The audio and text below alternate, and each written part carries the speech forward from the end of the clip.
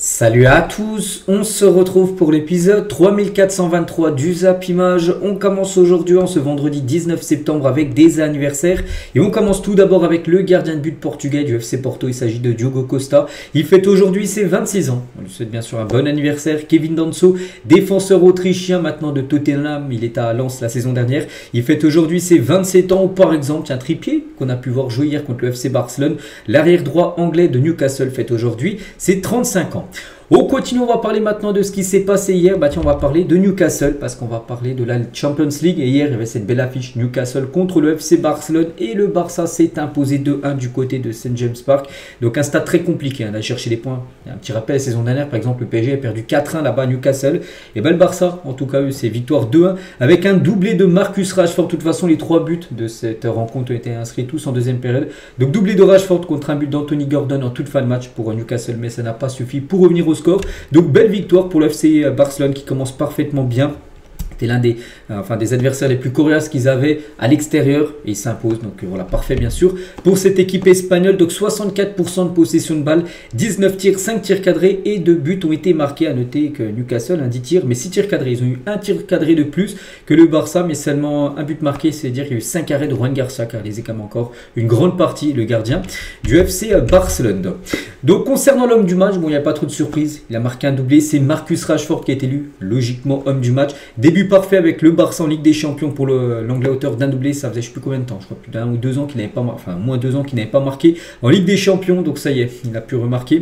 En Champions League, bien sûr, Marcus Rashford, donc amplement mérité bien sûr ce prix d'homme du match. En plus, 2 magnifiques buts. Le premier de la tête, il faut la prendre quand même, la balle de la tête, et la deuxième, une frappe surpuissante de plus de 25 mètres, ça fait barre en 30, sublime but. 2 masterclass on peut dire, de la part de Rashford. Et Rashford, il a dit, mon but préféré ce soir, c'est lequel? Est-ce que c'est le premier de la tête ou sa frappe lointaine? Il a dit, pour moi, celui de la tête était plus difficile à marquer que celui de la frappe. Donc la technique était bonne sur le deuxième, mais j'ai travaillé ça toute ma vie. Donc voilà, pour lui, son préféré reste celui de marquer de la tête en gros sur l'ouverture du score côté FC Barcelone. Et toujours avec Rashford, je veux rester le plus longtemps possible à Barcelone, je dois me concentrer sur mon travail et aider l'équipe de toutes les manières possibles. N'oubliez pas qu'il n'appartient pas au Barça, il appartient à Manchester United. Il a été prêté du côté du FC Barcelone. Donc il sait qu'il doit faire une grosse saison s'il veut que le Barça lève l'option d'achat qu'il a dans son contrat pour bien sûr l'été 2026.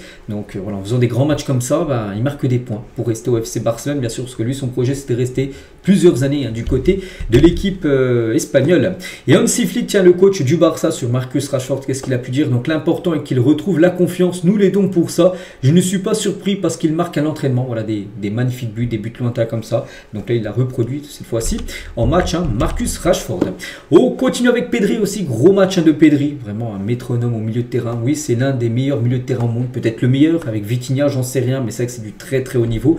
Pedri, les gars, encore hier. Et Paul Scholes, les gars, ancien très grand joueur de Manchester United. À l'époque, c'était le meilleur milieu de terrain, bien sûr, à l'époque, Paul Scholes. Il est amoureux bien sûr du joueur Pedri. Il a mis sur sa story Instagram. Donc en gros, mon footballeur favori, bien sûr, Pedri. Parce que quand on voit Pedri, on voit un peu du Paul Scholes, bien sûr, à l'ancienne. Et ce qui est fou, les gars, avec Pedri, c'est saison dernière, il a été exceptionnel. Bon, là, c'est début de saison encore pareil. Mais les bookmakers s'attendent à ce que Pedri termine vers la 12e place du Ballon d'Or lundi. Parce que vous savez que là, on est le 19, lundi, dans 3 jours. Cérémonie du Ballon d'Or et Pedri est parmi les 30 nominés et doit finir vers la 12e place à peu près. Donc on se dit, ça fait loin quand même pour un joueur comme Pedri. Pas par rapport au match d'hier, par rapport aussi à tous les matchs qu'il a pu faire saison dernière. C'est à chaque fois les mêmes. Il rate quasiment aucun match, pas à cause de blessures, mais quand il joue, ses performances sont toujours très bonnes, bien sûr, à Pedri. Et finir seulement 12e pour Pedri, c'est vraiment dommage. Il mérite totalement une place, je pense, dans le top 7 facile, le joueur du FC Barcelone. Anthony Gordon, buteur, mais à la fin du match, bien sûr, il a dit, pour être honnête, nous n'avons pas l'habitude de jouer contre des joueurs qui peuvent garder le ballon de cette façon. Oui, nous avons déjà affronté Chelsea et Manchester City, bien sûr, qu'à la possession, tout ça, mais nous n'ont jamais été comme ça. Il a dit en gros que le Barça, c'est l'une des équipes les plus fortes qu'il a affrontées en gros dans sa carrière. Anthony Gordon, voilà, qui est impressionné, bien sûr, par ce FC Barcelone. Et pour clôturer, bien sûr, cette page Newcastle-Barça, Jules Koundé qui est en interview aussi sur le match face au Paris Saint-Germain. Un prochain match le 1er octobre, là c'est dans 2 semaines. Ça sera un Barça à domicile contre le PSG. Bien sûr, c'est un match très motivant à jouer contre une très belle équipe championne d'Europe. C'est un match qui est attendu par les spectateurs de football depuis la saison dernière. Avec l'historique qu'il y a entre les deux clubs, on a hâte de pouvoir jouer contre eux. Voilà, maintenant c'est vrai que ça sera la grosse affiche, la plus belle affiche certainement de la deuxième journée de Ligue des Champions, ce Barça PSG. Maintenant prévu dans un peu moins de 2 semaines. Voilà cette rencontre. Donc tout le monde a envie de voir voir bien sûr ce match qui sera vainqueur par rapport peut-être aux deux meilleures équipes actuellement au monde. On continue avec les autres résultats de la Ligue des Champions hier. On va parler de Manchester City qui jouait contre le Napoli. Victoire 2-0 des Citizens, un but de Erling Haaland et un but de Jérémy Doku. Les deux buts ont été inscrits également en seconde période. Donc lors du match contre le Barça, même ce match-là, il y avait 0-0 à la mi-temps. Tout a été décanté en seconde période. Donc à noter que Di Lorenzo a pris rouge à la 21e à côté napolitain, ce qui a pénalisé totalement l'équipe de Naples qui a dû jouer à 10 contre 11 pendant 70 minutes contre City. Ça a été trop compliqué pour cette équipe. Donc Naples, c'est seulement une frappe dans le match. Bon, elle a été cadrée, tant mieux. Mais City, c'est plus de 23 tirs, 8 tirs cadrés. Donc la victoire est totalement logique, bien sûr. De l'équipe anglaise, donc l'homme du match, c'est Phil Foden. Il n'a pas marqué, mais il a délivré une passe D sur le but d'Erling Haaland. C'est lui qui est à la passe D. Donc il est élu homme du match, Phil Foden, qui retrouve un peu ses sensations saison dernière. On sait que c'était une saison fantomatique. On ne l'a pas vu, alors que la saison d'avant, il avait été exceptionnel. Déjà, City a gagné bien sûr le championnat. City avait gagné la Ligue des Champions. Il avait été élu meilleur joueur de Première Ligue. Bon, la saison dernière a été très compliquée pour lui. Mais là, on a l'impression que sur ce début de saison, il retrouve son niveau, en gros, Phil Foden. Et ça, c'est une très bonne nouvelle pour l'équipe anglaise. Donc, félicitations bien sûr à Foden. Et on va parler de Haaland, buteur Haaland. Et buteur face à Naples. Donc, en Ligue des Champions, le Norvégien, c'est 50 buts en 49 matchs. Ça y est, il vient d'atteindre la barre des 50 buts en LDC. Donc, cette saison en club plus sélection. Donc, c'est 7 matchs, 12 buts et 2 passes D. On ne dit pas que quelques jours, il a été buteur, bien sûr, double buteur contre Manchester United. Le match à d'avant, il avait marqué un quintuplé contre la Moldavie avec la Norvège. C'est déjà 12 buts et 2 passes D en 7 matchs depuis le début août, depuis un mois. Pour Erling Haaland, et comme je dis, avec ses 50 buts en 49 matchs, c'est un record. Haaland est devenu le joueur le plus rapide de l'histoire à inscrire 50 buts en Ligue des Champions. Donc il lui a fallu seulement 49 matchs. Donc il a plus marqué que de matchs joués. C'est du jamais vu tout simplement dans l'histoire de la Ligue des Champions. Donc félicitations Erling Haaland. Voilà, qui dépassera certainement la barre des 100 buts, certainement. En Ligue des Champions, il est jeune, je ne sais plus quel âge, il a 22 ou 23 ans, Haaland. Donc s'il joue encore 15 ans au football, s'il continue à marquer pas mal de buts, oui, il dépassera peut-être même le record de Ronaldo, qui a 140 buts. Oui, parce que maintenant, les joueurs, des fois, jouent plus jusqu'à 40 ans. Donc voilà, quel footballeur, bien sûr, ce Erling Haaland. Donc ses buts, c'est 27 inscrits du côté de Manchester City, c'est 15 du côté du Borussia Dortmund et c'est 8 du côté de Salzbourg, son ancien club quand il jouait en Autriche, qui fait maintenant 50 buts inscrits par Erling Haaland. Et en plus, il a marqué et en plus, il a obtenu le rouge de Di Lorenzo, ce qui a pénalisé totalement, bien sûr, cette équipe de Naples à la 20e. Donc, il a fauché Erling Haaland alors qu'il se dirigeait seul face au gardien. Donc, il s'est sacrifié. En gros, le défenseur, bien sûr, Di Lorenzo. Du coup, ça fait rouge. Donc, voilà, c'était compliqué pour eux, bien sûr. Et voilà, Naples a dû jouer à 10 contre 11. Et du coup, Conte a dû sortir un joueur. C'est Kevin De Bruyne qui était du côté de City, mais avec le maillot de l'équipe visiteuse. Donc, le maillot, bien sûr, de Naples. Donc, il a pu jouer seulement 26 minutes. Kevin De Bruyne qui a dû être déçu, bien sûr. Mais il a dû faire un changement. Quand il a pris rouge, il est obligé de faire sortir un joueur offensif pour faire rentrer un défenseur pour cette rencontre. Et du coup, c'est De Bruyne qui est sorti au bout de 26 minutes de jeu. Mais les supporters ne l'ont pas oublié, bien sûr. Il n'a pas reçu de sifflet, bien évidemment. N'oubliez pas que De Bruyne voulait rester à Manchester City. C'est City, en gros, qui n'a pas voulu prolonger son contrat. Et De Bruyne est de retour à l'état avec le maillot de l'équipe adverse. Il y a King Kev, bien sûr. Donc, voilà, il a joué seulement 26 minutes. C'est dommage par rapport au rouge, comme j'ai dit, de Di Lorenzo. Pep Guardiola aussi tient sur Jérémy Doku, qui est très bon actuellement. Donc, il a été buteur hier contre Manchester United lors du match d'avant. Double passe D pour lui. Donc, dans les petits espaces, on va dire dans 5 mètres, Doku est imparable. Vraiment, quand c'est des petits espaces, tout ça, avec ses crochets, son accélération, tout ça, il fait des ravages, en gros. Jérémy Doku. Et on peut parler aussi de Donnarumma, parce que l'ancien gardien du PSG, pour l'instant, il a gaulé 2 matchs contre Manchester United il y a quelques jours. 3-0, ils ont gagné. Et hier, 2-0. Pour l'instant, c'est 2 matchs de clean sheet. Il n'a toujours pas pris de but. Donnarumma qui réussit pour l'instant ses débuts du côté de City. Bon, hier, il n'a plus grand-chose à faire. Une frappe cadrée, seulement de la part de l'équipe de Naples. On continue avec l'AS Monaco qui jouait. C'est à 18h45 hier en Belgique du côté de Bruges. Une sacrée claque prise par l'AS Monaco. Défaite 4-1. On peut voir tous les buteurs. Par exemple, Van Aken a été buteur côté Bruges. Donc, en dessous, Fati a marqué. Ça faisait 2 ans qu'il n'avait pas marqué en Ligue des Champions. Il a marqué en toute fin de match. Fati, ça va lui faire du bien. Voilà, l'ancien joueur du Barça. A noté que Monaco a eu un pénalty à la 10e à Cluj. Donc il aurait marqué, bon il n'a pas marqué, mais il aurait marqué, ça va peut-être changer totalement la donne du match. Bon, ça n'a pas marqué, c'est comme ça. Et du coup 4-1 bien sûr pour l'équipe de Bruges, donc félicitations eux, en plus ils ont totalement dominé le match, 26 tirs, 10 tirs cadrés, 4 buts marqués, donc Monaco était totalement à la rue lors de cette rencontre. Ils ont mal commencé, saison dernière ils ont gagné le premier match face au Barça, ils ont gagné 2-1, alors la première journée saison dernière, donc là ils commencent avec une défaite déjà 4-1 du côté de Bruges, donc tête basse bien sûr pour cette équipe de l'ASM, donc après avoir raté un pénalty en début de match, les Monégasques ont été surclassés par Bruges. pour leur entrée dans la compétition. Donc prochain match pour eux, enfin non, c'est pas un déplacement, c'est plutôt la réception de Manchester City. Voilà, pour Monaco. Voilà, ça va être compliqué bien sûr. Et à l'image bien sûr d'Eric Dier, capitaine hier soir, et de Falorin Balogun à la pointe de l'attaque à Monaco, a pris l'eau ce jeudi à Bruges pour sa première en LDC. La moyenne sur 10, des notes en gros, enfin des joueurs bien sûr de Monaco. Même pas 3, 2,9 sur 10 pour montrer la prestation de D3, vraiment de district, vraiment de Monaco Ligue des Champions. Il va totalement falloir se remettre dans le sens du chemin parce que sinon, sinon ils ne vont pas faire long feu, bien sûr, de cette compétition très relevée. On continue avec le Sporting qui joue également contre Kairat Almaty. Vous savez, cette équipe Kazakhstan proche de la frontière chinoise, très longue. Bon, bref, enfin très loin. Donc le Sporting s'est imposé 4-1. Voilà, Trincao a inscrit un doublé, Santos et Quenda, Giovanni Quenda, joueur qui rejoindra Chelsea l'année prochaine. Giovanni Quenda, il n'y a pas qu'il arrivera en 2026. Donc voilà, belle victoire 4-1 bien sûr des Portugais, 21 tirs, 8 tirs cadrés et 4 buts ont été marqués. Francisco Trincao, qui est ancien joueur du Barça, je crois qu'il était au Barça il y a quelques années, et bien il était lui homme du match, il a inscrit un doublé lors de cette rencontre.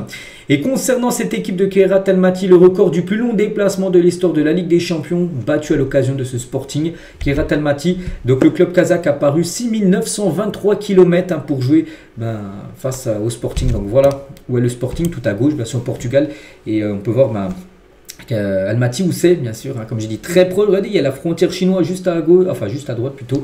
Donc voilà, prochain match pour cette équipe de Kairat Almaty, c'est la réception, une équipe que tout le monde connaît, le Real Madrid se déplace dans 2 semaines du côté de cette équipe. On continue les gars avec un autre match, c'était entre l'équipe allemande de Francfort et le Galatasaray. Donc le Galatasaray, on sait qu'en Turquie, ça surdomine le championnat, donc là pour l'instant c'est 5 matchs, 5 victoires en Turquie. Bon, en Europe, c'est beaucoup plus compliqué pour les Turcs. Premier match et première défaite, grosse défaite en plus 5-1. Donc voilà, concernant bien sûr ce résultat, donc belle victoire de Francfort. Donc Francfort surtout très efficace, Gala, les gars, le gardien, je ne sais plus trop qui c'est, n'a pas fait un grand match. 5 tirs cadrés de Francfort, 5 buts, 0 arrêt du gardien du Galatasaray. À chaque fois qu'il y a eu un tir cadré, il est parti chercher le ballon derrière lui au fond des filets. Pourtant les Galatasaray, on peut voir, ils ont eu plus de tirs, bon, même nombre de tirs cadrés, plus de possession pour les Galas, mais voilà, un 5-1, il faut être efficace. Et c'est Francfort qui a été beaucoup plus efficace que les Turcs. Et concernant une zone, donc c'est un joueur turc, mais il jouait à Francfort, donc il a fait beaucoup de mal à l'équipe turque du Galatasaray. Le crack de 19 ans réalise un gros début de saison, il a été buteur, je crois, une zone, oui, à 45e plus 2. Ils ont même marqué 2 buts, 45 plus 2 et 45 plus 4. Donc voilà, en plus 2 buts juste avant la mi-temps, il y a même le but à la 37e. Ils ont pris 3 buts juste avant la mi-temps. Voilà, là, ça n'a pas été fou. Donc bref, ce jeune joueur, les gars, il va falloir se souvenir de son nom, parce que 5 matchs cette saison, toute compétition confondue, déjà 4 buts et 3 passes D. Voilà, une révélation actuellement du côté de cette équipe allemande.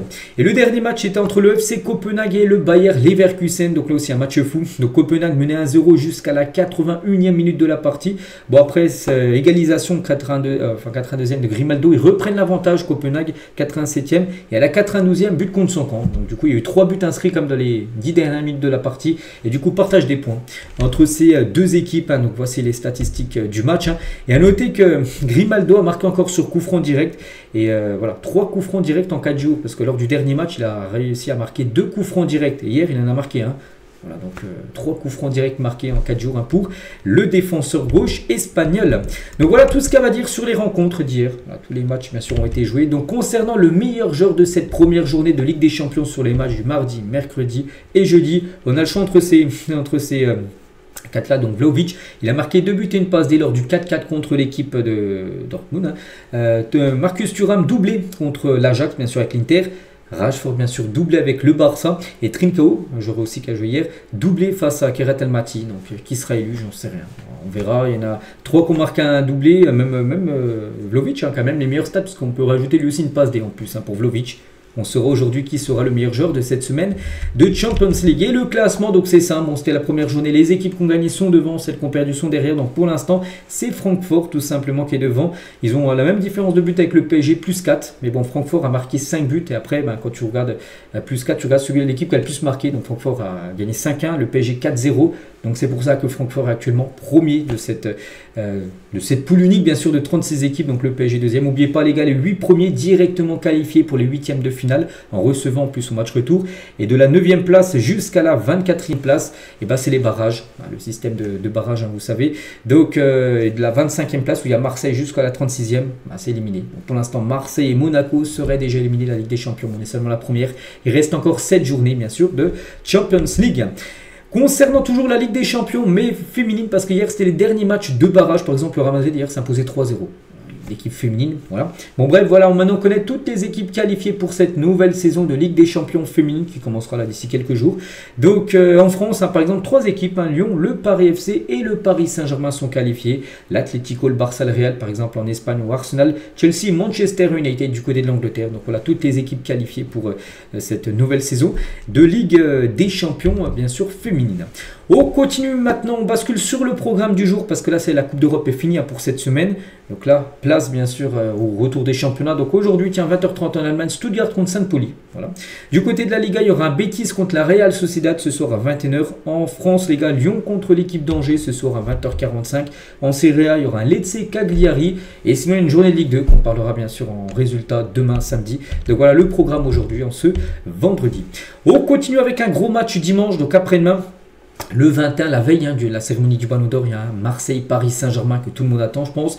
Donc, João Neves forfait pour le classique. Il est sorti sur blessure avant-hier lors du match contre l'Atalanta. Donc, en gros, il est touché aux ischio-jambiers. Ischio-jambiers, voilà, c'est derrière la cuisse. C'est une blessure récurrente pour les footballeurs. Voilà. Donc, pour lui, blessure musculaire, il ne peut pas revenir dans 2 jours jouer un match de football. Donc, il est forfait. Donc, on lui souhaite un très bon rétablissement. C'est un coup dur, bien sûr, pour le PSG, du coup, qui devra se priver de João Neves, de Dembélé, de Doué et de Beraldo pour le match bien sûr face à l'Olympique de Marseille dimanche soir. Luis Enrique revient sur le match face à l'Atalanta Bergame et il explique pourquoi il a mis Maïlu titulaire, parce que ça a été plutôt une surprise de voir Maïlu plutôt que Gonzalo Ramos en poste de numéro 9. Donc il a dit on a estimé qu'avec la pression haute de l'Atalanta Bergame, utiliser Maïlu en 9 avec beaucoup de mobilité, des appels en profondeur, mais aussi la capacité à recevoir des ballons dans les pieds pouvait vraiment nous aider et on a réussi à se créer beaucoup d'occasions de cette façon. Donc voilà en gros pourquoi il a utilisé Maïlu. Peut-être ça aurait été un autre adversaire, il n'a peut-être pas pris Maïlu. Mais vu que voilà, c'était l'Atalanta, ils allaient presser haut. Enfin, ils n'ont pas non plus pressé énormément parce qu'ils ont été beaucoup dominés. Mais en tout cas, il a voulu utiliser Maïlu lors de cette rencontre. Et Luis Enrique aussi pour le penalty de Barcola. Penalty totalement loupé, il ne prend même pas d'élan, les gars, il tire direct. Bon, bref, il a dit pour le penalty, tu dois demander des explications à Barcola, pas au coach. Voilà ce qu'il a pu répondre. Parce que les journalistes lui disaient vous pouvez donner les raisons de pourquoi il a loupé son penalty. Il a dit demandez directement à Barcola. Moi, je ne sais pas pourquoi il a tiré comme ça. C'est vrai. Et c'est que du côté des penaltys au Paris Saint-Germain, c'est qu'il y a un problème. Sur les 8 derniers penalty, 4 échecs, 4 marqués. Ça fait quand même une moyenne pas ouf d'un but sur 2 sur penalty sur les 8 derniers. Donc Barcola s'est totalement loupé bien sûr avant-hier. Vitinha reste sur 2 échecs quand même au penalty. Et Dembélé on a raté un contre Nantes, mais on a marqué 2 à Toulouse. Voilà, donc c'est vrai qu'on se dit qui devrait être le prochain tireur de pénalty du côté du Paris Saint-Germain. On verra, parce que Barcola, pas sûr qu'il leur tire. Parce que je pense que Luis Enrique, qui avait désigné Barcola avant le match pour tirer le pénalty, vu la façon dont il a tiré, a l'impression qu'il s'en fichait un petit peu. Pas sûr qu'il a de nouveau l'occasion de retirer un pénalty. Vrai de la Barcola, donc on verra qui tirera bien sûr le prochain pénalty du côté de Paris.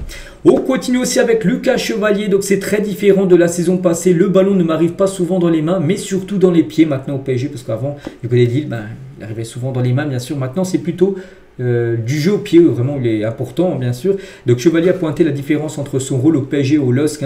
J'ai eu du boulot à faire en première mi-temps, mais du moment qu'on gagne, si je n'ai pas besoin de m'entreprendre, c'est que ça va. C'est très différent de la saison passée. Le ballon ne m'arrive pas souvent dans les mains, mais surtout dans les pieds. Je pense que je vais beaucoup aider l'équipe en ce sens. Et il faudrait être là au moment où il faudra faire les arrêts. Et ça va forcément, bien sûr, arriver, parce qu'il n'y aura pas que des matchs tranquilles, parce que contre l'Atalanta, c'était plutôt tranquille.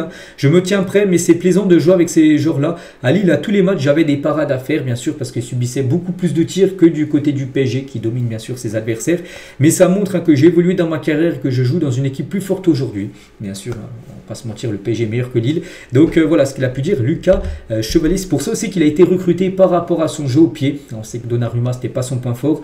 En tout cas, lui, on sait qu'il est bien meilleur au pied que Donnarumma. Il a déjà pu le montrer avec Lille et même en ce début de saison avec le Paris Saint-Germain. Et toujours avec le PSG, Donc comme depuis 2 ans les gars, c'est les joueurs qui votent qui sera le capitaine. Enfin, les votes ont été faits là, je crois que c'était hier. Hein. Et Marquinhos reste le capitaine du PSG. Donc chaque joueur du Paris Saint-Germain m'a glissé un nom pour le capitaine. Donc c'est Marquinhos les gars de nouveau qui sera le capitaine numéro 1 du PSG. Devant Hakimi qui sera le numéro 2, Vitinha le numéro 3 et Dembélé le numéro 4. Voilà, le capitaine cette saison du côté du Paris Saint-Germain. Et toujours du côté du PSG, donc lors du prochain match, hein, bien sûr Paris se déplace à Marseille, on en a parlé. Donc Luis Enrique n'ira pas en tribune, il a dit. Hein. Luis Enrique annonce qu'il n'assistera pas au OM depuis les tribunes ce dimanche. À l'extérieur, je n'ose pas, bien sûr, au Parc des Princes, à domicile. Il peut aller dans les tribunes, tout ça, il n'y a pas de souci. Mais il ne va pas être en tribune, les gars, avec les supporters de Marseille juste à côté de lui. Hein. Non, ça ne peut pas le faire. Même si c'est notre club que Marseille, ça va être compliqué. Donc surtout pour moi, mon intégrité physique, qui en ce moment n'est pas au mieux, hein, parce qu'il est quand même blessé et s'est fait opérer de la clavicule, hein, il a chuté en vélo. Donc c'est mieux de ne pas jouer avec le feu. Alors, là, d'être en plein milieu des supporters Marseille, donc il sera bien sûr sur son banc. Hein. Je serai en bas avec mes joueurs pour sentir la chaleur. C'est un classique du football français, un match que tout le monde veut jouer et un entraîneur dans une ambiance intense. Hein, c'est toujours attrayant pour tous les joueurs. Donc voilà, il ne sera pas en tribune hein, pour cette rencontre, peut-être pour le match retour, mais pour ce match aller au Vélodrome, il sera bien sûr sur son banc de touche. Ivan Juric, hein, l'entraîneur de l'Atalanta Bergame, s'incline devant le PSG, il a dit, hein, ils sont d'un niveau trop supérieur pour nous. La différence était totalement énorme entre le PSG et l'Atalanta avant-hier. Si on aurait dû être plus prudent, les équipes qui font ça n'essaient rien et perdent encore plus. Voilà. En gros, c'est pour ça qu'il a demandé peut-être à la 20e de sortir un peu plus, d'aller chercher, mettre un pressing, mais bon, ça n'a enfin, ils n'ont pas réussi parce que Paris était totalement supérieur à cette équipe de l'Atalanta. Et tiens, en parlant de l'Atalanta, un joueur qu'on n'a pas vu lors du match contre Paris, même on ne l'a pas vu cette saison, c'est Lookman les gars. Et Lookman est de retour à l'entraînement avec l'Atalanta Bergame. Donc il était hors de l'équipe depuis juillet, parce qu'oubliez pas qu'il séchait les entraînements, il voulait aller à l'Inter, du coup son transfert ne s'est pas fait. Et du coup, voilà, il séchait les entraînements, il venait même plus. Hein. Et du coup, ça il a clarifié la situation avec l'entraîneur Ivan Juric. Hein. Les deux ont parlé, ça y est, il est de retour à l'entraînement. Donc bon, je ne sais pas s'il sera déjà là ce week-end, parce qu'il ne s'est pas entraîné depuis pas mal de semaines. Peut-être d'ici 2-3 semaines, il pourra peut-être faire son retour, hein, j'en sais rien, parce qu'il lui manque quand même des entraînements. Mais c'est quand même une bonne nouvelle, hein, bien sûr, pour Lookman et voilà, pour l'Atalanta, que les deux ont trouvé un accord. On continue avec Diego Simeone, capri rouge à la fin du match hein, contre l'équipe de Liverpool. Et c'est plein des supporters de Liverpool, a dit, il t'insulte par derrière, parce que hein, du côté d'Anfield, donc il y a le banc, bien sûr, par exemple, de Liverpool, et 2 mètres derrière, les supporters, bien sûr. Il entendait plein d'insultes, hein, bien sûr, Diego Simeone, c'est pour ça qu'il a vu rouge. Il a dit, ils insultent par derrière pendant tout le match et je ne peux rien dire parce que je suis l'entraîneur. Donc ils viennent te dire qu'il faut privilégier le spectacle, mais ils t'insultent par derrière pendant tout le match et je ne peux rien dire. Hein.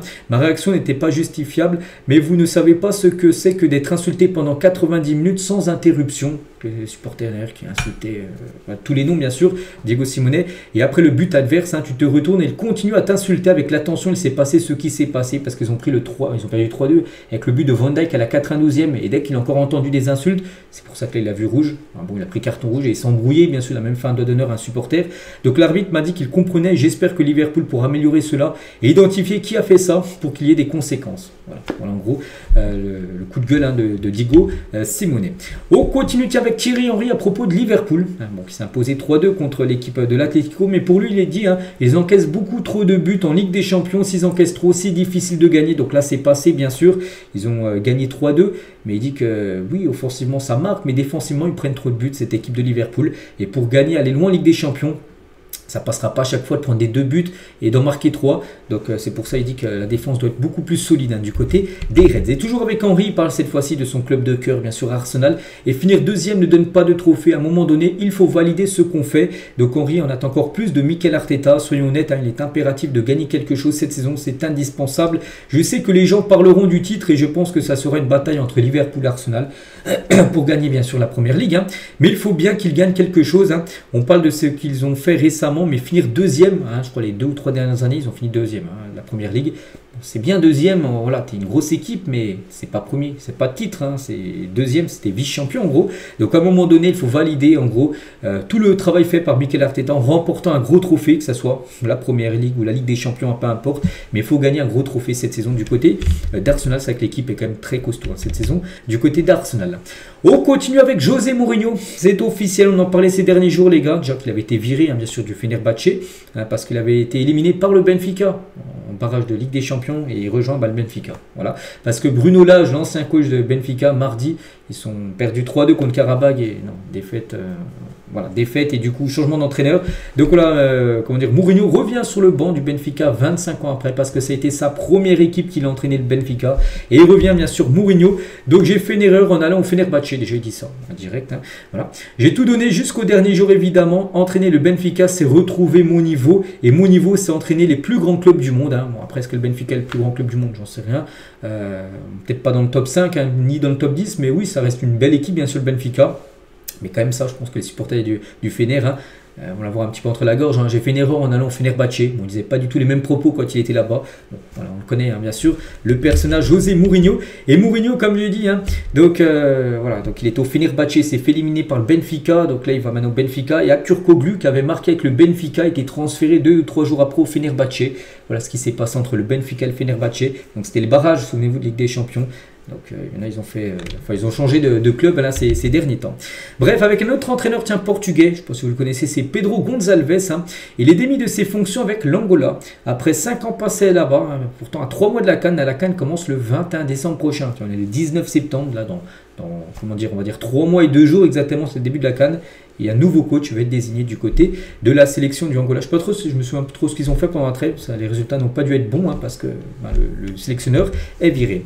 On va parler d'Hugo Ekitike reparti avec le maillot d'Antoine Griezmann. Donc avant-hier, après le Liverpool Atlético Madrid, légende Antoine Griezmann, il a mentionné en gros Hugo Ekitike dans son magnifique van, les gars, avec des petites étoiles au-dessus. Mais regardez, le maillot de Griezmann. Voilà, en gros, ils sont échangés les maillots, les deux. On va parler de cette fois-ci de Chancel Mbamba, a porté plainte contre l'Olympique de Marseille et Pablo Longoria. Souvenez-vous, saison dernière, il était à Marseille, mais il n'avait pas joué. Il était mis totalement de côté. Donc le défenseur a saisi la justice pour harcèlement moral, pour pression pour un transfert, parce que Marseille voulait qu'il parte lors de l'été 2024. Donc voilà, du coup, il n'était pas parti. Et c'est pour ça qu'il a fait tout. Marseille a dit bon, si tu pars pas, en gros, pour te punir, tu resteras toute la saison en tribune. Et voilà, pression pour un transfert. Et aussi volonté d'imposer un intermédiaire étranger. Bon, bref, l'OM dit ne pas avoir été informé et ne veut faire aucun commentaire. Mais en tout cas, Mbamba porte plainte contre son ancien club de Marseille. N'oublie pas qu'il a signé du côté de Lille Mbamba. On va parler de Hudsen, hein, parler de l'arbitrage sur Instagram. Regardez, hein, c'est sa dernière story Instagram. Hudsen, il a mis quelques points. Donc tout d'abord, Gil Manzano, l'arbitre samedi dernier lors de la Real Sociedad à Real Madrid, où le Real Madrid s'imposait 2-1. Mais il avait pris rouge, hein. Donc du coup il sera suspendu demain pour le match hein, contre l'Espagnol Barcelone. Donc il a dit, il m'expulse injustement. Voilà. Donc la VAR n'intervient pas. La VAR aurait dû aller voir tout simplement, enfin la VAR aurait dû appeler tout simplement Gil Manzano, l'arbitre du match, pour qu'il aille voir bien sûr Manzano si c'était bien un rouge confirmé ou peut-être un jaune. Hein. Donc le Real Madrid joue à 10 contre 11, hein, les 2 tiers du match. Hein. Le comité des arbitres reconnaît l'erreur. En gros, le comité des arbitres dit oui, en gros, que Manzano aurait dû aller voir tout simplement la VAR, en gros, pour certainement changer la couleur du carton et passer du rouge au jaune. Hein. Et le comité des arbitres me sanctionne une fois l'erreur reconnue, un seul match. Et l'erreur est admise, mais j'ai toujours sanctionné. Belle image pour le football espagnol parce qu'en gros, le Real Madrid a fait appel. Le Real Madrid a fait appel voilà, de ce carton rouge hein, pour essayer de le retirer en gros. Et ça a été quand même refusé, rejeté, alors que le comité des arbitres reconnaît l'erreur en gros de Gil Manzano. Voilà, donc voilà, c'est un peu de n'importe quoi. Bon, bref, il est suspendu demain contre l'Espagnol Barcelone, c'est sûr et certain. Hudsen. On continue les gars, tiens, toujours avec le Real Madrid, on va parler de Kylian Mbappé, 50 buts du côté hein, du Real Madrid. Voilà. 50 buts et le club en tout cas où il a le plus marqué c'est le Barça. Il a marqué sur ses 50 buts un dixième, 5 buts contre le FC Barcelone, 4 contre par exemple le Celta Vigo, 4 contre Manchester City ou 2 par exemple contre l'Olympique de Marseille bien sûr, c'était mardi soir.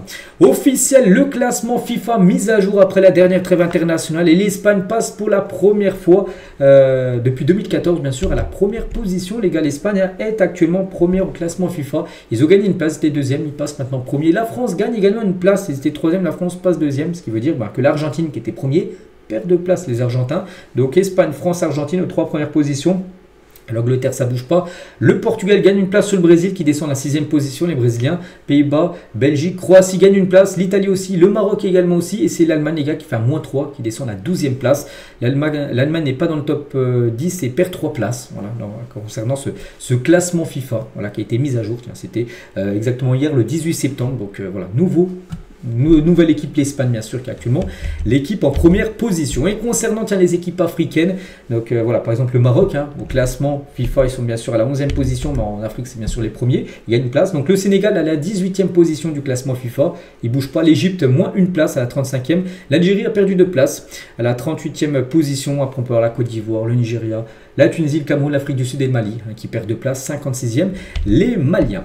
Et concernant, tiens, le Maroc, donc on parle d'eux, on va parler directement d'eux, officiel, le Maroc affrontera le Bahreïn le 9 octobre prochain à Rabat en match amical. Ce sera un match amical pour préparer, bien sûr, la Coupe d'Afrique des Nations qui commencera quelques semaines après, bien sûr, comme j'ai dit, le 21 décembre prochain, à domicile, bien sûr, pour les Marocains. Officiel, Adidas dévoile le nouveau 3e maillot de l'Olympique Lyonnais. Peut-être ce maillot sera peut-être porté ce soir, je ne sais pas, contre l'équipe d'Angers, j'en sais rien, mais voilà, le 3e maillot a été dévoilé. Donc, il a été imaginé en collaboration avec le skate shop lyonnais Wall Street et inspiré de la scène skate locale. Bon, bref, voilà le 3e maillot officiel de cette équipe de l'Olympique Lyonnais. On va parler tiens, de la MLS, bon, il y a de la Ligue des Champions, tout ça tout à l'heure, mais aussi ça joue aussi aux États-Unis. Et tiens, Los Angeles FC s'est imposé 4-1 lors d'une rencontre et Hugminson a marqué 3 buts, les gars. Son premier triplé déjà du côté des États-Unis. Pour Hugminson, notez que Denis Bouanga a également marqué à toute fin de match un ancien joueur de l'AS Saint-Etienne. Et toujours tiens aux États-Unis, Lionel Messi qui est en fin de contrat en décembre 2025. N'oubliez pas que les saisons aux États-Unis, c'est pas comme en Europe. En Europe, c'est plutôt on va dire, ça commence au mois d'août jusqu'au mois de mai. Voilà, donc là-bas, c'est sur une année, ça commence au mois de février et ça se finit en décembre, hein, bien sûr, les playoffs de la MLS, tout ça. Et Messi, la fin de contrat, c'est en décembre, là, dans 2 mois. Il est sur le point de prolonger son contrat pour plusieurs années avec l'Inter Miami. Voilà, il devrait prolonger au moins d'une année, peut-être 2, peut-être aller, je pense, jusqu'à la Coupe du Monde. Après, il décidera hein, s'il continuera ou pas. Léo Messi. On continue avec Javi Puado, capitaine de l'Espagnol Barcelone, tiens, qui affronte demain le Real Madrid, bien sûr. Donc, sur le nombre de pénaltys du Real Madrid, n'oubliez pas que le Real est l'équipe qui a obtenu le plus de pénaltys, 63 pénaltys dans l'histoire de la Ligue des Champions. Donc, il a dit, ils ont beaucoup de pénaltys parce qu'ils sont très bons et qu'ils atteignent beaucoup de fois la surface de l'adversaire avec des joueurs qui dribblent tellement que c'est normal. Voilà. Donc, si tu as des joueurs, bien déjà, si tu vas souvent à la défense adverse, si tu dribbles souvent, et ben des fois, bien sûr, tu obtiens des fautes et des pénaltys. Donc voilà ce qu'il peut dire ce capitaine de l'Espagnol sur le nombre de pénaltys, bien sûr, du Real Madrid. Et on finit aujourd'hui avec la sélection basque hein, qui va affronter la Palestine à Bilbao le 15 novembre prochain. Donc malgré les menaces de sanctions de la Liga ou de l'UEFA, les soutiens aux Palestiniens sont fréquents dans les tribunes du Pays basque. Donc mardi, lors de Bilbao-Arsenal, où Arsenal s'est imposé 2-0, de nombreux drapeaux palestiniens étaient arborés par les supporters, bien sûr, de l'Athletic Bilbao. Hein. Donc une pancarte inscrite en basque indiquait « Nous serons à votre côté jusqu'à la fin ». Donc voilà, il y aura un match prévu entre la sélection basque et la Palestine qui pourrait être organisé le 15 novembre prochain. Donc voilà, concernant cette rencontre. Donc voilà ce qu'il y a à dire aujourd'hui. J'espère que ça vous a plu. Donc nous on se retrouve bien sûr demain samedi pour le prochain numéro. Je vous souhaite une très bonne journée, bon vendredi à vous et à demain.